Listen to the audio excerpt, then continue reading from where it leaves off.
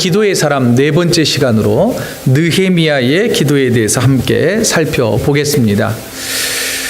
지난 금요일 역사적인 순간이 있었지요. 남북 정상회담이 판문점에서 있었습니다. 남한과 북한의 두 정상이 판문점에서 서로 손을 맞잡고 악수하는 그 모습이 저희 실시간으로 봤는데요. 굉장히 뭉클했습니다. 왠지 모르게 뭔가 저 가슴 밑에서부터 뭉클한 게 쑥 올라왔어요. 그리고 드디어 이 판문점에서 선언한 이 판문점 선언이 굉장히 의미가 있는 것으로 다가왔습니다. 물론 이게 진실이냐 아니냐, 그리고 얼마나 지켜질 것이냐 그렇지 않을 것이냐 이런 의견들이 분분하기는 하지만 분명 이 기회를 통하여서 하나님께서 남과 북이 소통하고 이후에는 정말 평화 통일이 이루는 그날까지 주께서 은혜를 베풀어 주시라고 우리 민족을 위해서 기도해야 되겠다라고 하는 다짐을 하게 되었습니다. 여러분, 오늘 본문에 등장하는 느헤미야라고 하는 사람도요, 나라와 민족을 위하여서 힘껏 기도했고 자신이 가지고 있는 모든 역량을 다 쏟아서 그 나라와 민족이 회복되는 데 큰 일을 감당했던 기도의 사람입니다. 오늘 본문에 소개되는 또한 느헤미야는요, 저와 여러분들처럼 타국에서 살고 있었던 이민 2세였습니다. 이민 2세였지만 느헤미야는 페르시아 제국의 고위 관리직에 몸담고 있어서 흔히 말하는 이민자로서 성공한 사람 가운데 한 사람이었습니다. 남부로 올 것 없이 외국에서 살고 있던 느헤미야에게 조국이 황폐화되었고 조국이 정말로 어려움 가운데 처해 있다는 소식을 듣고 그는 그 페르시아의 고위 관리직을 내려놓고 예루살렘으로 가서 그곳에서 그 지역을 관할하는 총독으로 12년 동안 재직을 하면서 예루살렘을 다시 재건하는 일에 앞장섰던 사람입니다. 바로 이런 기도의 사람, 그리고 좋은 훌륭한 영적 리더십을 가지고 있었던 느헤미야의 기도 생활을 우리가 함께 살피면서 이 시간 함께 은혜를 찾고자 합니다. 오늘 본문 1절은요 이렇게 시작을 합니다. 하가랴의 아들 느헤미야의 말이라. 곧 느헤미야의 아버지가 이스라엘이 패망했을 때에 바벨론으로 포로로 끌려왔던 그 포로의 2세로서 지금 이 말을 쓰고 있습니다 라고 하는, 곧 느헤미야의 신분에 대하여서, 그리고 느헤미야가 유대인이었다, 이스라엘 백성이었다 라고 하는 것을 먼저 언급하면서 느헤미야가 시작됩니다. 이어서 느헤미야가 지금 언제 이 일이 있었는지, 느헤미야가 결단하고 조국 이스라엘을 위하여 헌신할 그때가 언제인지 역사적 배경을 아주 자세하게 기록해주고 있습니다. 시대적 배경은 바로 페르시아 제국이 온 페르시아 전체를, 그리고 지중해 연안까지를 다 다스리고 있을 그때에, 그리고 페르시아의 5번째 왕으로 등극한 아닥사스다 왕이 이 페르시아 제국을 20년 동안 통치하던 그때에, 그리고 오늘날 태양력으로 환산을 해보면 11월 중순 그쯤에 일어났던 일이다라고 말해주고 있습니다. 결국 이건 뭐냐면 역사적 사실입니다 라고 하는 것을 우리에게 말하고 강조해주고 있습니다.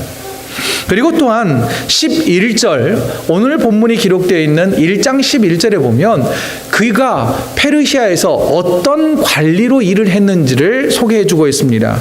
빨간 글씨를 보면 이렇게 되어 있어요. 그때 내가 왕의 술관원이 되었느니라. 이 말을요 단순하게 이게 와이너리를 관리하는 그런 관리가 아니라 왕의 음식 전체를 관리였다는 것입니다. 당시 페르시아 제국은 조금 내전으로 인하여서 국가적으로 그다지 평화롭지 못했습니다. 곳곳에서 반란과 정변이 일어났기 때문에 페르시아 왕이었지만 늘 독살에 대한 위험이 있었습니다. 왕을 시해하고 새로운 왕을 등극하려고 하는 세력들이 항상 나타났었습니다. 그러니 자신의 음식을 관리하는 사람이라고 한다는 것은 그만큼 페르시아의 아닥사스다 왕이 느헤미야를 신뢰하고 믿고 의지했다라고 하는 것을 알 수가 있습니다. 그리고 왕의 음식을 관할했기 때문에 왕 옆에서 하루 세 끼 또는 면회를 하든 이렇게 여러 음식을 먹을 때마다 이 느헤미야는 아닥사스다 왕 옆을 지켰던 사람입니다.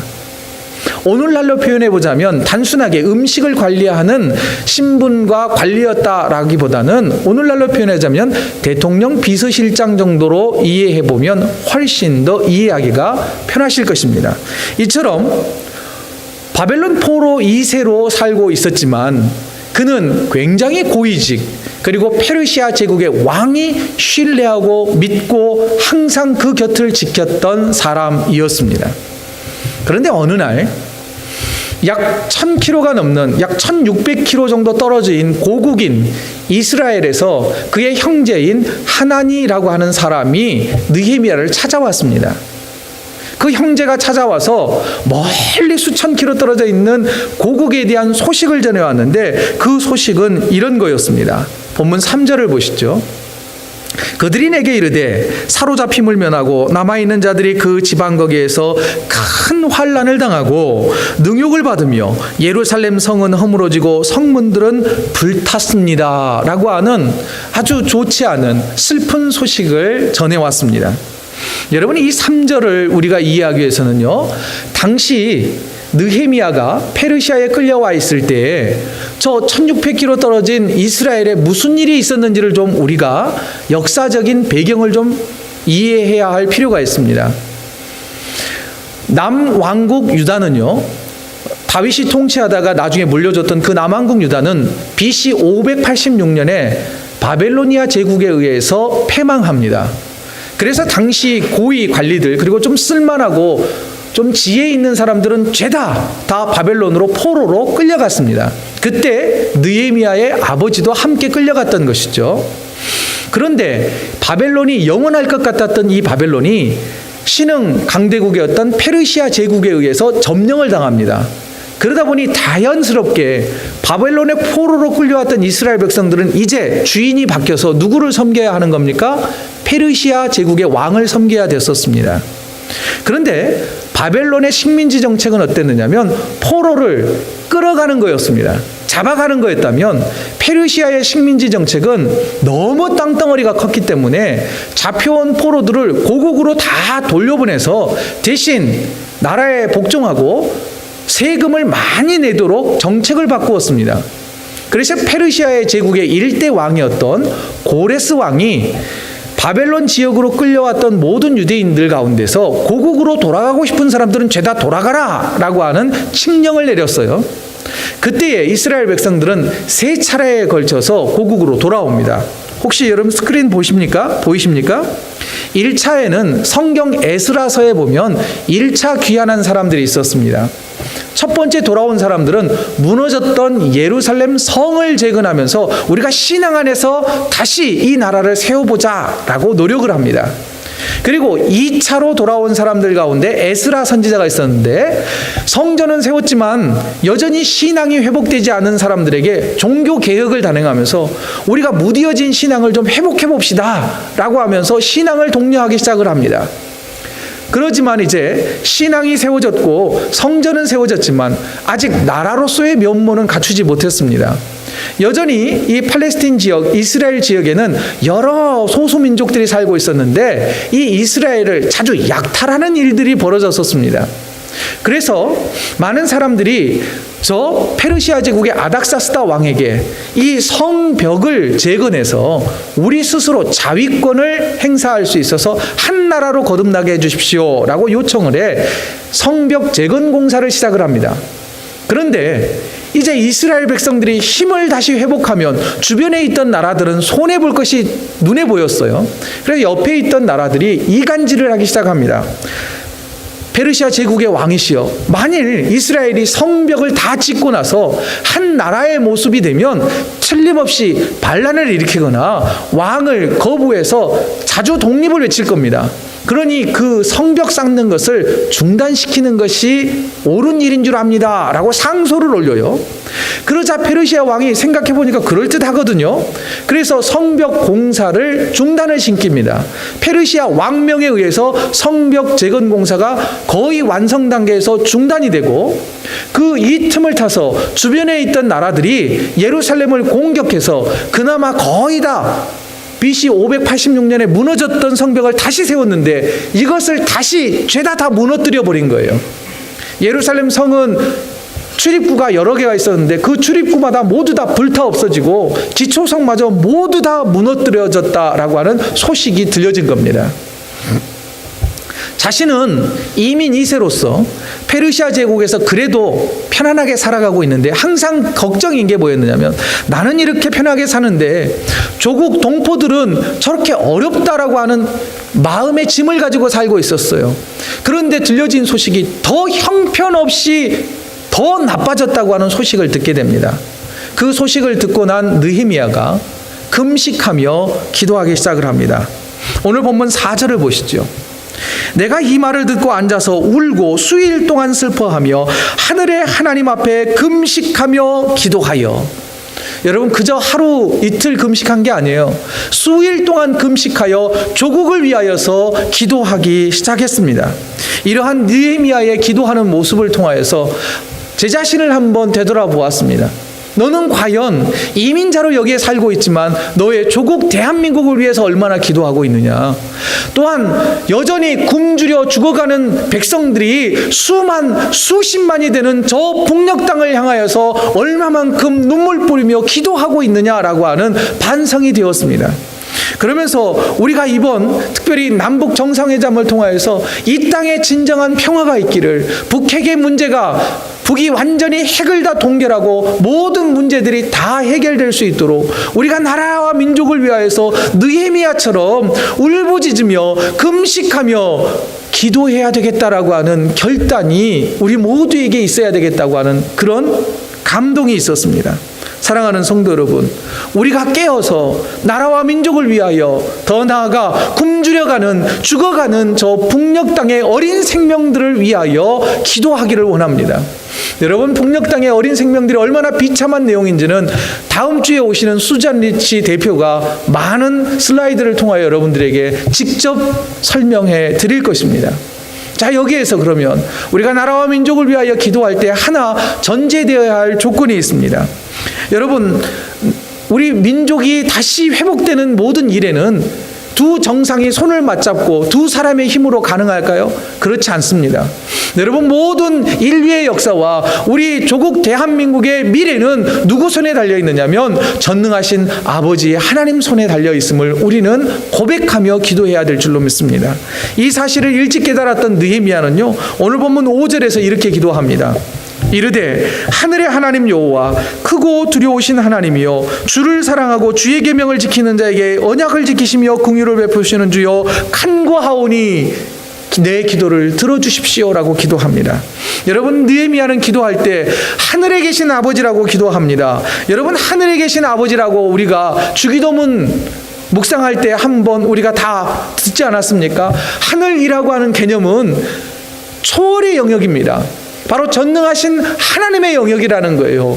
결국 이건 뭐냐? 하늘의 하나님께 기도했다는 것은 이 문제는 우리의 힘과 능력으로는 할 수 없고 전능하신 아버지의 능력으로는 하실 수 있습니다 라고 하는 믿음의 고백이었던 것입니다. 또한 하나님을 향하여서 수식어를 쓰는데 크고 두려운 하나님이라고 기도합니다. 특별히 그 가운데서 크신 하나님께 기도한다는 거예요. 여러분, 나라와 한 나라의 민족의 운명을 좌우할 수 있는 것은 한 사람의 능력으로는 불가능한 일입니다. 그러나 한 민족을 하실 수 있는 분은 누구냐? 크신 하나님이시라는 거예요. 또한 우리 삶에 크고 어떤 큰 절벽을 만났다고 생각해 봅시다. 여러분들 앞에 큰 장애물이 있다고 생각을 해봅시다. 지난주에 우리가 묵상했던 히스기야처럼 벽을 낯을 향하여 벽으로 낯을 비추고 얼굴을 향하여 기도했던 것처럼 하나님, 우리의 삶의 문제와 이 나라와 민족의 문제는 우리의 힘으로 할 수 없으니 이 문제보다 역사의 모든 주관자 또한 내 삶을 가로막고 있는 그 문제보다 더 크신 하나님께서 내 삶의 문제를 해결해 주실 것을 믿고 기도해야 된다는 것입니다. 느헤미야의 기도는 바로 이런 기도였습니다. 한 걸음 더 나아가서 느헤미야는 기도하는데 그저 기도만 하지 않습니다. 기도만 하는 게 아니라 아주 계획적으로 구체적으로 자신이 무엇을 해야 할지를 준비하는 기도자였다는 것을 우리가 기억할 필요가 있습니다. 드디어 이제 페르시아의 아닥사스다 왕이 근심 어린 이 느헤미야에게 도대체 무슨 일이 있느냐 묻습니다. 그러자 그는 이제 기회가 왔구나 생각을 하고 지금껏 약 4개월여 동안 기도하며 준비했던 자신의 계획을 차근차근 아주 디테일하게 왕에게 요구를 합니다. 그 요구하는 내용을 한번 들어보시기 바랍니다. 바로 2장 4절입니다. 그런데 왕이 내게 이르시되 그러면 내가 무엇을 원하느냐 하시기로 내가 곧 하늘의 하나님께 묵도했다라고 말하고 있습니다. 이제 여러 조건을 이야기하기 전에 느헤미야는 또 한 번 기도합니다. 여기에서 기도한다고 했을 때에 왕이시여 잠깐만요. 제가 한 5분만 좀 더 기도하고요. 그 다음에 제가 이야기를 드릴게요. 그럴 수 있을까요? 왕이 바로 지금 묻는 거예요. 무엇을 도와주랴? 찰나에 기도하는 겁니다. 여러분, 찰나에 하는 기도가 무엇인지 저는 1월 둘째 주에 여러분들에게 소개를 드렸습니다. 그걸 뭐라 그러냐면 화살기도라 그럽니다. 기억나시죠? 화살기도. 이 화살기도는 단숨에 하나님께 나의 기도를 올려드리는 긴급한 기도라는 거예요. 그래서 교부였던 아우구스티누스는요 이런 표현을 썼습니다. 화살기도는 우리의 사랑을 하나님께 신속히 전달하는 가장 충실한 전령이다, 이런 말을 했어요. 여러분, 화살기도는요 또 다른 표현으로는 호흡기도래요. 한 호흡 안에 기도를 올려드리는 거예요. 또 하나는 단문기도래요. 아주 짧은 기도로 주님 앞에 기도하는 거랍니다. 여러분, 느헤미야의 기도는 바로 이런 겁니다. 오랜 동안 준비하며 기도하고 그리고 마지막 기회가 나에게 다가왔을 때 그때마저도 하나님께 묻고 그 다음부터 자신의 계획을 진행하는 그런 기도의 자세, 우리가 본받기를 소망합니다. 그리고 이어지는 느헤미야 대답은 얼마나 구체적이며 체계적인 기도의 사람인가를 우리에게 말해줍니다. 2장 7절을 한번 보시죠. 2장 7절의 내용은 종합해보면 이런 겁니다. 1600km 떨어진 예루살렘을 향하여 가는 길은 험난한 길입니다. 여러 나라를 지나가야 되는데 왕께서 안전하게 예루살렘까지 갈 수 있도록 통행증, 곧 우리를 보호해라고 하는 조서를 내려주십시오 라고 요청합니다. 그 다음 이어지는 8절은 이런 거예요. 이제 예루살렘에 가면 토목공사가 진행돼야 되는데 이 토목공사에 필요한 모든 아주 좋은 양질의 목재를 공급받을 수 있도록 또 조서를 내려주십시오 라고 요청을 합니다. 그에게 필요한 건 무엇인지, 그리고 토목공사에 무엇이 필요한지 느헤미야는 4개월 동안 기도하면서 아주 체계적으로 준비를 했던 사람입니다. 그리고 성경을 계속 읽어보면 1000km가 넘는 긴 여행을 마무리하고 예루살렘에 도착했을 때 느헤미야는 단 3일만 휴식을 취하고 밤중에 몇 사람을 데리고 말을 타고 나아가 무너진 이 성벽을 아주 자세하게 어느 문이 어느 만큼 어느 지역이 어떤 공사가 필요한지를 아주 자세하게 조사를 합니다.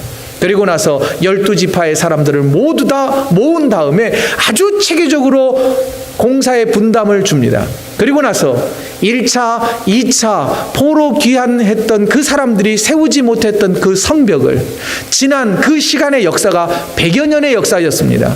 포로 귀환의 100여 년의 역사 가운데 여전히 무너진 채로 있는 이 성벽을 단 52일 만에 완공하는 역사 이래로 가장 신속하고 체계적인 토목공사를 완성해내는 아주 훌륭한 리더십의 모습을 볼 수가 있습니다. 여기에서 우리가 하나 배울 수 있는 것, 하나님께서는 기도하는 자에게 응답을 내려주십니다. 특별히 2장 8절에 붉은 글씨만 우리가 함께 읽겠습니다. 시작. 내 하나님의 선하신 손이 나를 도우심으로 왕이 허락하고. 하나님이 도와주신 거예요. 그러나 여러분, 기도하는 사람을 하나님이 도와주신다고 하는 이 사실은 절대 변하지 않습니다. 그런데 하나 우리가 기억해야 할 게 뭐냐면, 기도만 하는 사람에게 하나님이 은혜를 안 베풀어 주실 때가 있더라는 거예요. 많은 분들 가운데 기도만 하는 사람들이 있어요. 분명 기도하는 자를 하나님이 베풀어 주시지만 느헤미야에게 은혜를 베풀어 주시는 여러 과정을 살펴볼 때에 기도하면서 우리가 감당해야 할 그 일들을 열심으로 최선을 다하여 감당하는 자에게 큰 은혜를 베풀어 주신다고 하는 사실을 우리가 기억하기를 원합니다. 신학대학원 공부할 때요, 동기들 가운데 아주 기도가 열심인 친구들이 있었습니다. 기도굴에서 항상 살아요. 얼마나 신령한지 모릅니다. 그런데 이 친구들은 시험 기간마저도 기도굴에서 살아요.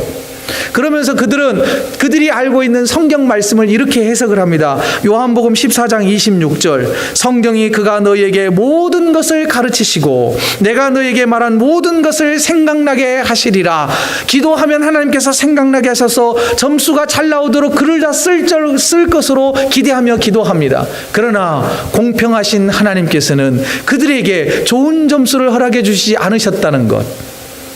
여러분, 이건 우스운 이야기이긴 하지만 여러분, 하나님께서는 기도한 후에 우리에게 주신 지혜와 능력과 달란트를 최선을 다하여 활용하기를 주님은 원하신다는 것입니다.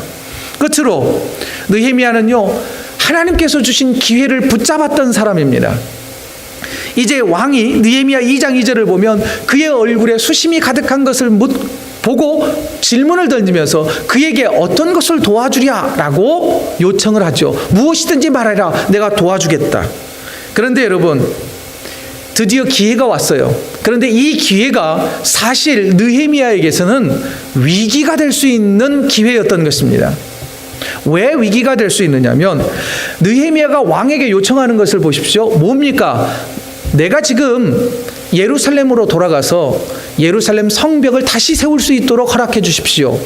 이 요청은 왕의 입장으로 볼 때에는 왕이 이미 성벽을 쌓지 말라라고 했던 왕명을 뒤집어 주라고 하는 거예요. 그렇지 않아도 지금 페르시아 제국이 내전으로 인해서 통치가 좀 힘든 상황인데 왕의 권위를 떨어뜨리는 요청을 하고 있는 거예요. 내가 왕이었다면 이거 쉽지 않는 결정입니다. 더 나아가서 여러분, 당시 예루살렘의 주변 국가들이 상소를 올릴 때에 이유를 뭐라 그랬습니까? 벽을 세우면, 성벽을 다 세워서 온전한 국가의 체제를 갖추면 예루살렘 사람들, 이스라엘 사람들은 반란을 일으키고 왕으로부터 독립을 요구할 겁니다. 이건 뭡니까? 반역죄 아닙니까?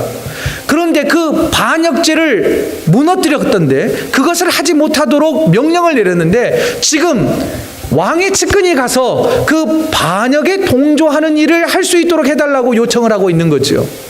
사실 느헤미야의 요청은요, 굉장히 위험한 요청이었던 것입니다.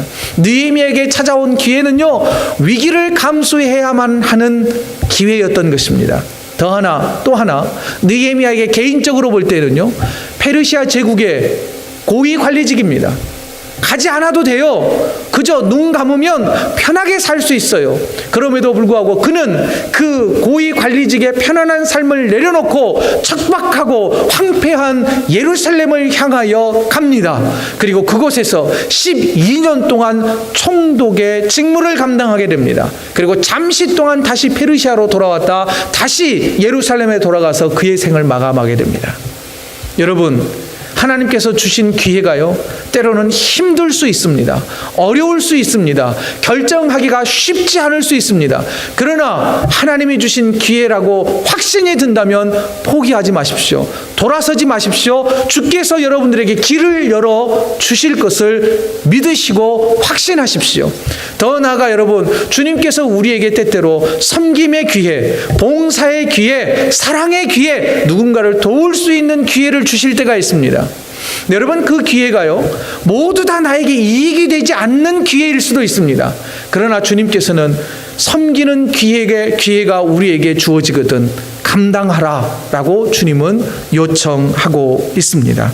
말씀을 정리해 보겠습니다. 사랑하는 성도 여러분, 우리도 조국 대한민국을 위하여, 더 나아가 저 북녘 우리 동포를 위하여 눈물 뿌려 기도하는 저와 여러분 되어지기로 결단하시기 바랍니다. 하나님께서는 저와 여러분들이 기도의 사람 느헤미야와 같이 열심을 다하여 기도하며 주님께서 우리에게 허락하신 재능과 달란트를 가지고 기도를 실천하고 기도가 실현될 수 있도록 움직이라라고 요청하고 계십니다. 또한 우리 주님은 주님이 주신 섬김과 헌신과 기도의 기회를 놓치지 말라라고 우리에게 요청하고 계십니다. 그것이 비록 때로는 어렵다 할지라도 나에게 손해가 된다 할지라도 주님이 주신 기회라면 그것을 묵묵히 잘 감당하여서 느헤미야처럼 우리의 헌신과 우리의 노력을 통하여서 하나님의 역사가 드러나는 기도의 사람이 저와 여러분이 되시기를 주의 이름으로 축원드립니다.